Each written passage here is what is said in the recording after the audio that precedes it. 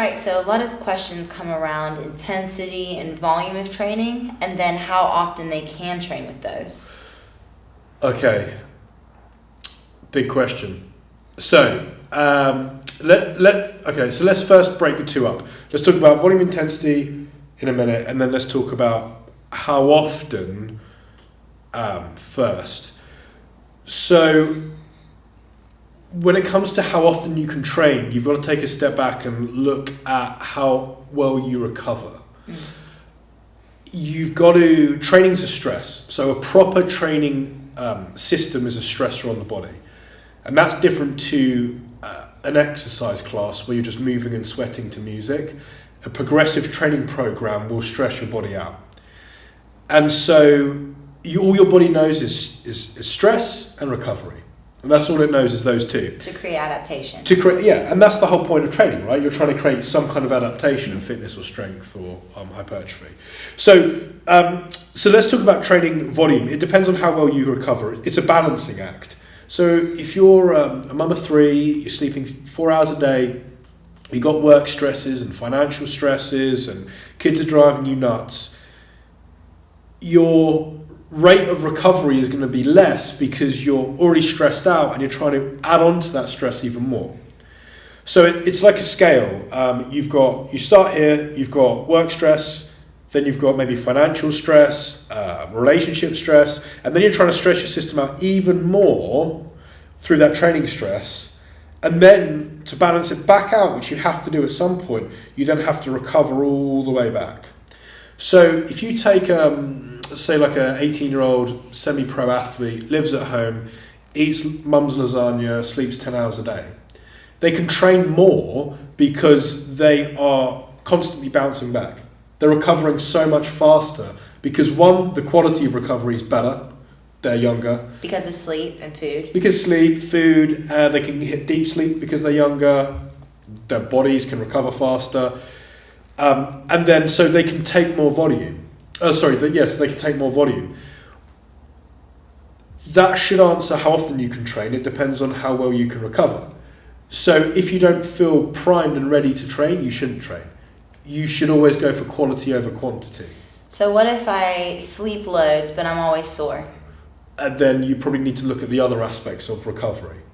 Recovery isn't just sleep. So recovery is building your sympathetic nervous system back to being in a homeostasis position where you feel, well, you're not yawning when you're not yawning trying to warm up and it's not hurting you to get out of bed. You feel fresh. Recovery is one topic, but two things that are vitally important is sleep and nutrition. And they're almost kind of their own topics, but they're not. It is all recovery. And what all of that does determines how well you can train.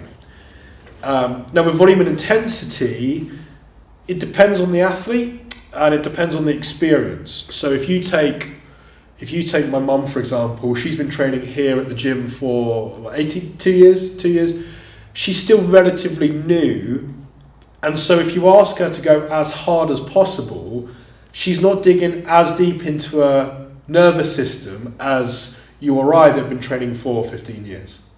So my mum's 5 rep max back squat isn't going to fatigue her as much as my 5 rep max back squat. So intensity is practice based on how well someone moves and how long they've been training. Correct, and you can only build intensity you can only increase intensity through more intensity. So intensity is just the ability to dig down into your central nervous system.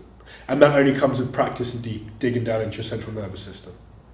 And so when you understand that, when you can dig into your central nervous system, that should be, it depends, but you have to be careful with athletes that can dig deep. You can dig down in the CNS because you can fatigue them out really fast. Your question was volume or intensity. It really depends on what the stimulus is and what people are trying to achieve. So if people want to lose weight? So there's always a balancing point. So when you say weight, do you mean body fat? So when I talk about weight, I'm talking about fat. No one wants to lose lean muscle mass because then that means their metabolism slows down and no one wants that. Yeah, so on one spectrum you've got intensity, which is running 100 meters as fast as possible. Sure. and on the other you've got volume, 33,000 steps, a full marathon. They're both running, but they're not. One is jogging and one is sprinting. They're both branded as running. And there's a sweet spot in the middle that would be primed for changing body composition or losing fat. It's neither the one or the other, because on this side, this is your fast twitch fibers, sugars, ATP system. On the other, it's oxidative. And what you want is to merge those two. And actually, that's why CrossFit's a great program, because it's that blend of energy systems, it's that blend of strength programs, it's that blend of other skills in different sports that hits the sweet spot, which is why people do change body composition, but why it's got a good blend of volume and intensity. So when people just want to do more and more and more, and the coaches are saying more isn't better, better is better, can you kind of explain that a little bit? Yeah, so so if you're in a class and you're going as hard as possible, and the next day you turn up and go as hard as possible, all you're doing is stressing your system out and stressing it out and stressing it out and stressing it out to the point where it's like a credit card. You're gonna max out, mm-hmm. and you're gonna have to take time off and recover. Mm-hmm. So coaches give advice of when to rest, because we know our clients so well, and we can see when they look stressed and when they need to take some time off and spend some more time recovering. Mm-hmm.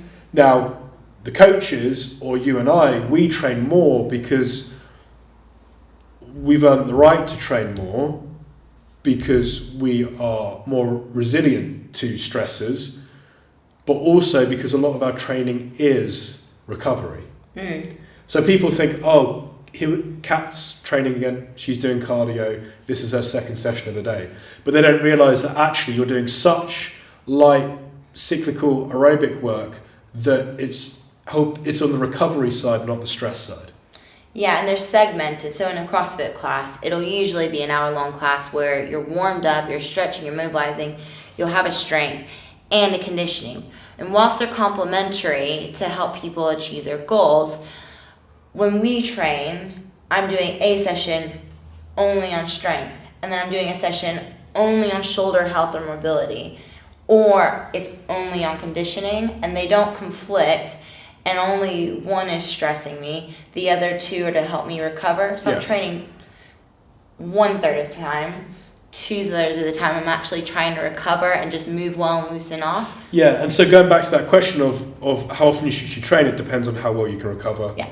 How much training experience you've had, how well you eat, how well you sleep, your metabolic age, how well you can dig deep into your CNS, all that kind of stuff. Mm. But if you don't feel like training, don't train.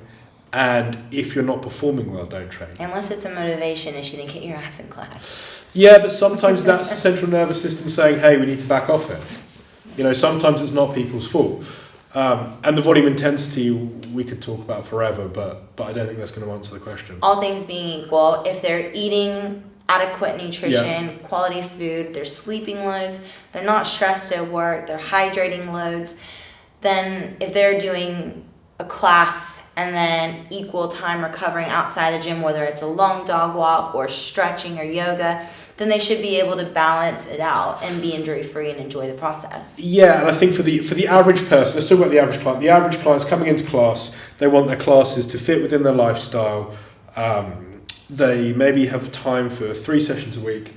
Then it's better to space them out evenly, mm-hmm. maybe do a Monday, Wednesday, Friday, because then you've got equal recovery and you're not getting in that trap of binge exercising, stressing your system out, trying to recover for 3 or 4 days and then getting back into it. It's a nice balancing act for the whole week. And not using strength training or conditioning to sort of purge like a bad weekend or a big night out. It doesn't work like that, and it doesn't help offset as much as people would hope it does. It is a lifestyle of taking care of your body and then the training complementing that goal as well. Well, I mean, that's a good example, right? So people will say, oh, I've had a bad weekend, I ate a load of kebabs, I went out and drank, and that's totally fine. You know, that's what life's all about. It's about finding balance. But if you're out, you get hammered drunk, you sleep 3 hours. A lot of sugar. You have a lot of sugar, You don't sleep, you pass out. Mm. What you've done is you've taken your balance and you've already thrown it out of whack. Mm. You're already stressed. So you haven't earned the right to train more. No, like the alcohol's a poison. You haven't slept properly. You haven't eaten properly.